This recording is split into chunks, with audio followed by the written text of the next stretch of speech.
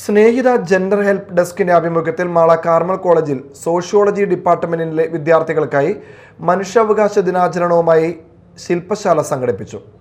സ്നേഹിത service പ്രൊവൈഡർമാരായ വിനീത KN, Neena Maria എന്നിവർ class നയിച്ചു. Basic ആയിട്ടുള്ള പഠിക്കാനുള്ള അവകാശമായിരിക്കാം, ഒരുപക്ഷെ നമുക്ക് എക്സ്പ്രസ് ചെയ്യാനുള്ള അവകാശമായിരിക്കാം. ഇതൊക്കെ എങ്ങനെയാണ് ബാൻ ചെയ്യപ്പെടുന്നത് അല്ലെ? സൊസൈറ്റിയുടെ ഓരോ ഘട്ടങ്ങളിലും വെച്ചാണെങ്കിൽ നമ്മുടെ മുന്നോട്ടുള്ള വളർച്ചയെ എങ്ങനെയാണ് തടസ്സപ്പെടുത്തുന്നത് നമുക്ക് മനസ്സിലാക്കാനായിട്ട് സാധിച്ചു.